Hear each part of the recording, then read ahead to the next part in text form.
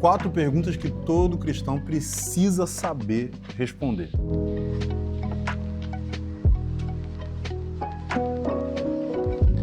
Fala aí, pessoal, eu sou Arlindo de Souza, professor aqui da Escola Convergência, e hoje a gente vai falar de um assunto que tem a ver com questões básicas da nossa fé. Se você não sabe responder essas 4 perguntas, provavelmente você tem uma vida cristã que precisa crescer em áreas fundamentais. Então, é possível que você frequente uma igreja durante anos, conheça vários versículos, tenha muito conhecimento sobre a fé cristã, mas ainda assim dificuldade de explicar o Evangelho.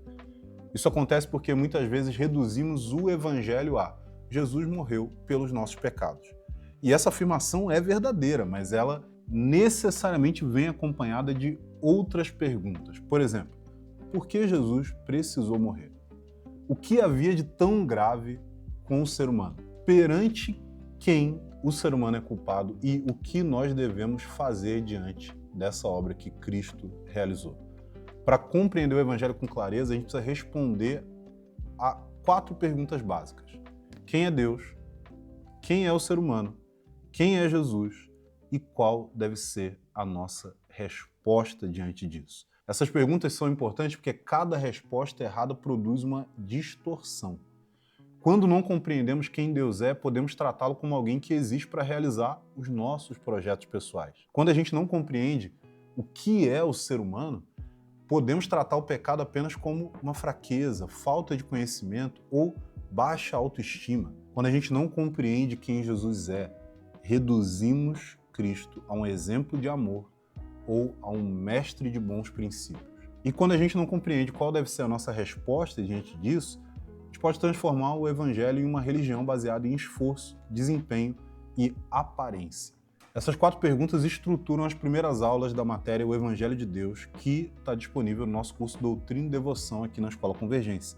Nessa disciplina, a gente estuda a boa notícia e sua dimensão pessoal, mas também a sua dimensão cósmica, acompanhando a narrativa bíblica da criação, queda, redenção e consumação. Nesse vídeo, eu quero apresentar o mapa fundamental do Evangelho. Tudo começa com a primeira pergunta: quem é Deus? O Evangelho começa com Deus porque todas as coisas começam em Deus. Gênesis 1 vai dizer, no princípio Deus criou os céus e a terra. Paulo afirma em Romanos capítulo 11, porque todas as coisas são dele, por ele e para ele. Todas as coisas são dele, porque ele é o proprietário de tudo. Todas as coisas existem por meio dele, porque dependem do seu poder para serem sustentadas, e todas as coisas existem para ele, porque o propósito final da criação é a glória de Deus.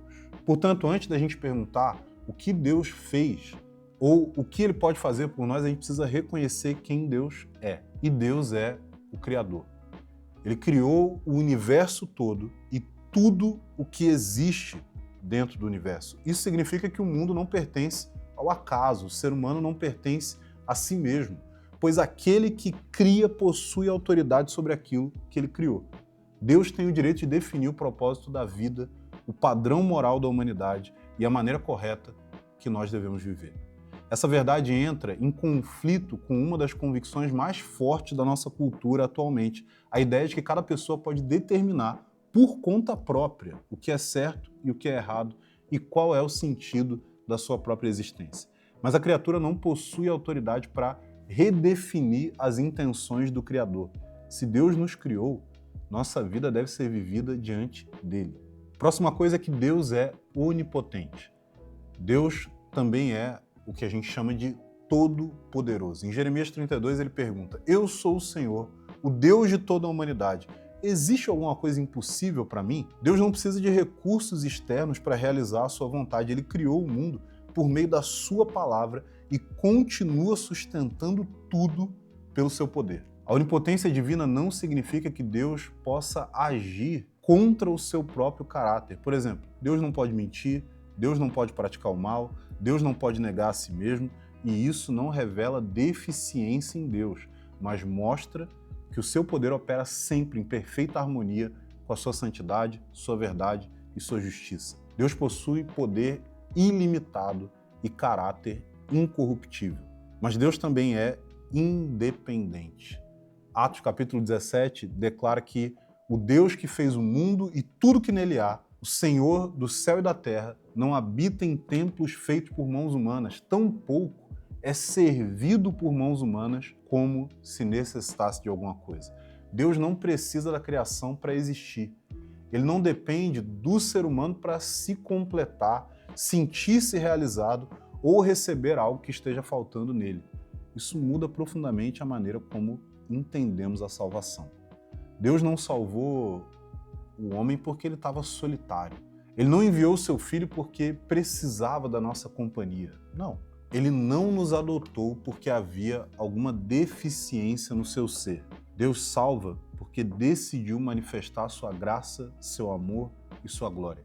Nós dependemos completamente dele. Ele não depende de nós. E Deus também é santo. Isaías 6 apresenta os serafins proclamando: Santo, Santo, Santo é o Senhor dos exércitos, toda a terra está cheia da sua glória. A santidade de Deus significa que ele é absolutamente puro, separado de todo pecado e dedicado a tudo aquilo que é bom. Sua santidade também estabelece o padrão moral para a criação. Sereis santos, porque eu, o Senhor vosso Deus, sou santo. É isso que a Bíblia diz. Aquilo que é bom não é definido pela opinião pública, preferência pessoal ou consenso cultural. Aquilo que é bom é definido pelo caráter de Deus. Tudo aquilo que corresponde ao caráter dele é bom. Tudo aquilo que se opõe a ele é pecado. E Deus também é justo, como diz Deuteronômio capítulo 32. Ele é a rocha. Suas obras são perfeitas, porque todos os seus caminhos são justos. Deus é fiel e nele não há injustiça, é justo e reto. Deus não ignora o pecado. Ele não pode simplesmente declarar inocente aquele que é culpado sem que a sua justiça seja satisfeita. E aqui surge a grande primeira tensão do Evangelho. Como que um Deus santo e justo pode receber pecadores sem comprometer os seus próprios padrões de justiça? Para responder essa pergunta, a gente precisa compreender quem está diante desse Deus. A gente precisa falar sobre o ser humano. Então, quem é o ser humano? A Bíblia apresenta duas verdades fundamentais sobre a humanidade. A primeira é que o ser humano foi criado à imagem de Deus. Isso significa que todos na humanidade possuem dignidade, valor e responsabilidade diante do seu Criador. A segunda é que nós nos rebelamos contra Deus.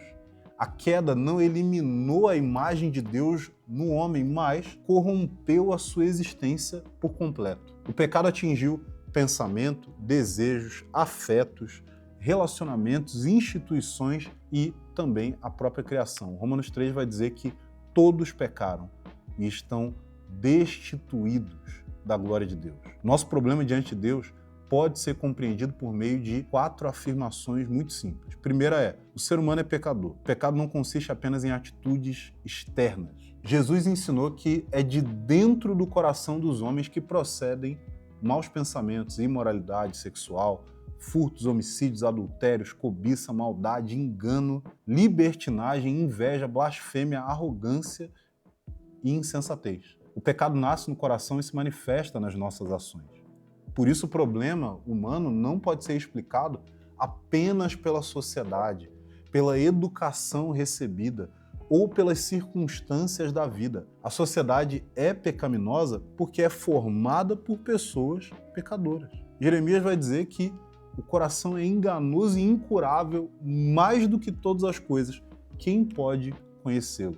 O ser humano não comete pecado apenas porque lhe falta informação. Ele peca porque possui uma natureza inclinada à rebelião contra Deus. Segundo ponto a respeito do ser humano é que o ser humano é incapaz de salvar a si mesmo. A gente pode modificar os nossos comportamentos, a gente pode adquirir disciplina, controlar impulsos, abandonar certas práticas prejudiciais, mas nenhuma dessas mudanças pode remover a sua culpa diante de Deus, ou até mesmo a mudança de comportamento não vai mudar a sua natureza interior. Jeremias vai perguntar: pode o etíope mudar a sua pele, ou o leopardo as suas pintas? Poderiam vós fazer o bem, estando treinados para fazer o mal? Uma pessoa pode deixar um pecado evidente e substituí-lo por um tipo de pecado um pouco mais respeitado nos seus círculos sociais.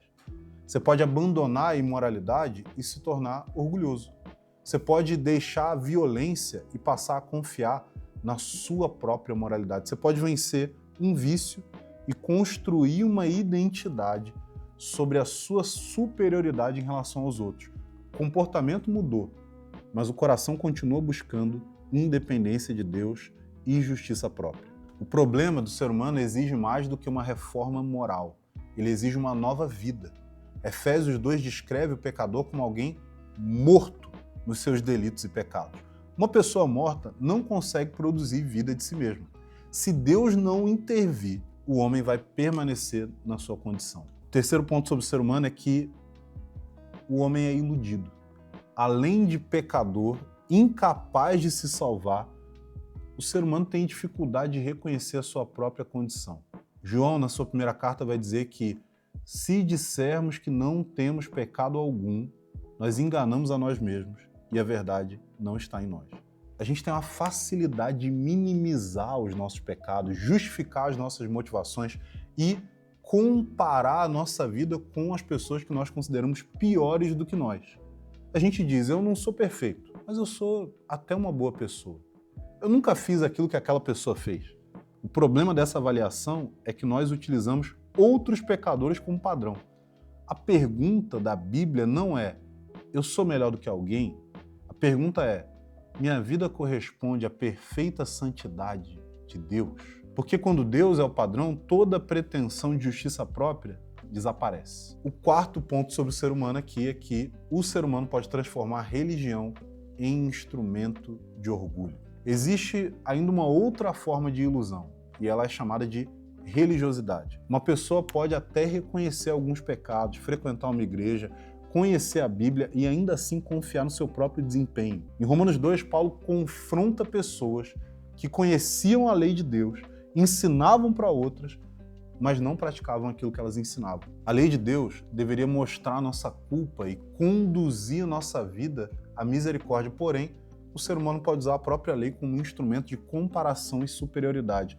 A religiosidade aparece quando confiamos no nosso conhecimento bíblico, ainda que a gente não pratique, acreditamos que as nossas obras colocam Deus em dívida conosco, preservamos uma imagem espiritual enquanto nós escondemos os nossos próprios pecados, usamos a verdade para julgar outros sem permitir que ela confronte o nosso coração e tratamos práticas religiosas como uma forma de negociar as bênçãos de Deus. Isso explica por que Jesus acolheu pecadores arrependidos e confrontou com tanta força os líderes religiosos. Os pecadores sabiam que precisavam de misericórdia. Os religiosos acreditavam que a sua justiça era suficiente. Agora, o problema está completo. Deus é santo e justo. O homem é pecador, culpado e incapaz de salvar a si mesmo. Então surge a pergunta decisiva. Quem pode resolver aquilo que nós não conseguimos resolver? E a resposta está na terceira pergunta fundamental que a gente precisa fazer e saber responder. Quem é Jesus? Jesus não veio apenas para melhorar o comportamento humano, não. Ele veio para reconciliar pecadores com Deus. Romanos 3 declara que, mas agora a justiça de Deus se manifestou por meio da fé em Jesus Cristo para todos aqueles que creem. Para compreendermos a sua obra, a gente precisa compreender a sua identidade. Jesus é plenamente Deus. João inicia o seu evangelho dizendo, no princípio era o Verbo estava com Deus e o Verbo era Deus. Jesus existia antes do seu nascimento em Belém. O Filho é eterno e ele estava com Deus e era o próprio Deus. João também vai afirmar que todas as coisas foram feitas por intermédio dele e sem ele, nada do que foi feito existiria. Jesus participa da identidade, da glória e da autoridade do próprio Deus. Somente Deus poderia oferecer uma salvação completa para nós. Somente Deus poderia perdoar pecados. Somente Deus poderia derrotar a morte. Somente Deus poderia reconciliar a criação consigo mesmo. Mas Jesus também é plenamente humano. O Filho Eterno assumiu uma verdadeira natureza humana. João diz que o Verbo se fez carne e habitou entre nós. Jesus nasceu, cresceu, sentiu fome, sede, cansaço, tristeza, dor.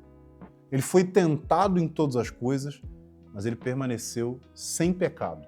Sua humanidade era necessária porque ele veio para representar os seres humanos. Onde Adão desobedeceu, Cristo obedeceu. Onde Israel falhou, Cristo permaneceu fiel. Onde todos nós pecamos, Jesus viveu em perfeita submissão ao Pai.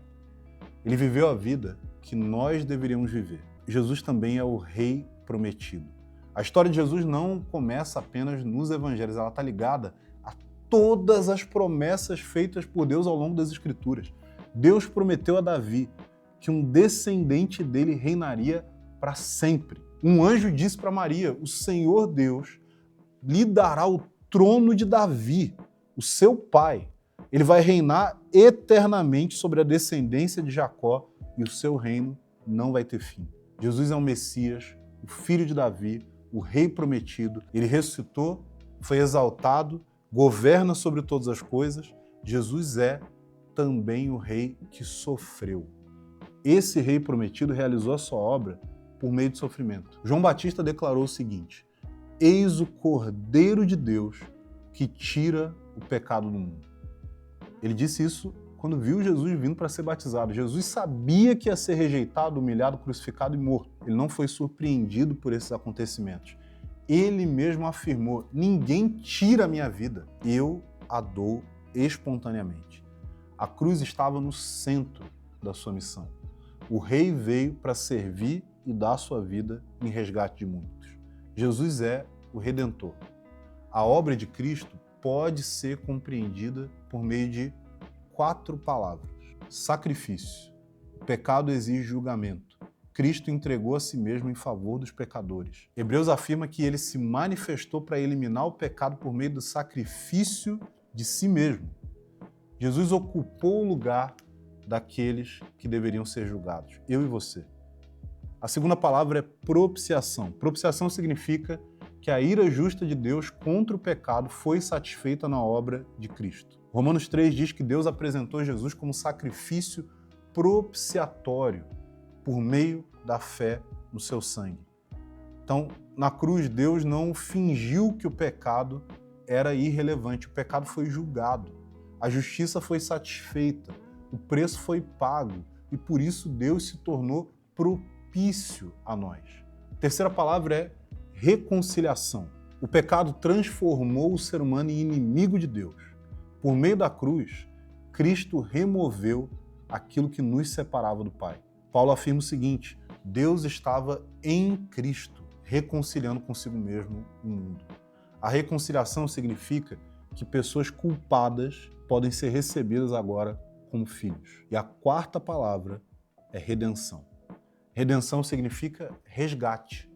O homem estava escravizado pelo pecado, sujeito à condenação, preso nessa dinâmica de escravidão. Mas Cristo pagou o preço de libertação por meio da sua própria vida. Ele nos libertou do domínio do pecado, nos transportou para o seu reino. Jesus obedeceu em nosso lugar. A obra de Cristo envolve sua vida inteira. Durante toda a sua existência terrena, ele obedeceu perfeitamente ao Pai. Essa obediência contrasta com a desobediência de Adão e com a nossa própria rebelião. Romanos 5 afirma que, assim como pela desobediência de um só, muitos foram feitos pecadores, assim também pela obediência de um só, muitos serão feitos justos. Jesus cumpriu a lei que nós não conseguimos cumprir. Depois ele recebeu a punição que nós merecíamos receber. Ele viveu a vida que nós não conseguimos viver e sofreu a morte que nós deveríamos sofrer. A obra de Cristo não terminou na cruz. No terceiro dia, ele ressuscitou corporalmente. Isso não é um eufemismo ou uma analogia, não. A ressurreição física de Jesus confirmou a sua identidade, declarou sua vitória contra a morte e inaugurou uma nova criação. Jesus está vivo. Ele reina e ele voltará para completar a sua obra de restaurar todas as coisas. Agora, a gente pode responder à tensão apresentada anteriormente. Como Deus pode permanecer justo e, ao mesmo tempo, justificar pecadores? Porque o pecado foi julgado em Cristo. Deus não cancelou a sua justiça para demonstrar o seu amor. O seu amor providenciou o sacrifício que a sua justiça exigia. Diante dessa obra, ninguém pode permanecer neutro. Por isso, a gente chega à quarta pergunta. Qual deve ser a nossa resposta? Marcos resume a pregação de Jesus dessa forma: completou-se o tempo e o reino de Deus está próximo. Arrependei-vos e crede no Evangelho. A resposta correta ao Evangelho é arrependimento e fé. Essas duas realidades formam aquilo que chamamos de conversão. Quando a gente fala de fé, a gente está se referindo aqui à fé salvadora que envolve conhecimento, aprovação e confiança pessoal. Conhecimento implica que, para crer no Evangelho, a gente precisa conhecer o conteúdo do Evangelho. Paulo pergunta em Romanos capítulo 10, como eles vão crer naquele de quem nunca ouviram falar. A fé cristã não acontece sem uma mensagem. A gente precisa saber quem Jesus é e o que ele fez e o que Deus promete àqueles que creem. Mas também envolve a aprovação. Conhecer os fatos não é o suficiente. É necessário reconhecer que a mensagem do Evangelho é verdadeira. Uma pessoa pode conhecer a doutrina cristã, compreender os acontecimentos da vida de Jesus e ainda assim rejeitar as conclusões que são apresentadas nas Escrituras. A fé envolve concordar com o testemunho de Deus sobre seu Filho, mas também envolve confiança pessoal. O terceiro aspecto aqui é decisivo. Não basta acreditar que Jesus existiu ou acreditar que ele morreu e ressuscitou. É necessário confiar que a sua obra é suficiente para reconciliar você com Deus. Crer significa abandonar as tentativas de autojustificação espiritual. Significa deixar de confiar em moralidade, tradição religiosa, conhecimento bíblico ou boas obras como fundamento da sua salvação. A confiança passa a estar exclusivamente em Cristo. A nossa esperança não está na força da nossa fé, mas na suficiência daquele em quem nós cremos. Mas também envolve arrependimento. A fé vai caminhar junto com o arrependimento. Eles são dois lados da mesma moeda. Arrepender-se significa reconhecer o pecado, concordar com o julgamento de Deus e mudar de direção. Arrependimento envolve três dimensões aqui. A primeira delas é compreensão. O homem passa a enxergar o seu estado segundo a perspectiva de Deus. Ele deixa de chamar rebelião de fraqueza. Ele deixa de tratar desobediência como um mero detalhe. Ele deixa justificar aquilo que Deus condena. Mas arrependimento também envolve tristeza. O pecado passa a produzir tristeza porque ofende a Deus, destrói as pessoas e contradiz o propósito para o qual nós fomos criados. Paulo chama isso de tristeza segundo Deus. Essa tristeza conduz a um arrependimento genuíno. O arrependimento envolve uma decisão prática de abandonar o pecado e caminhar em obediência a Cristo.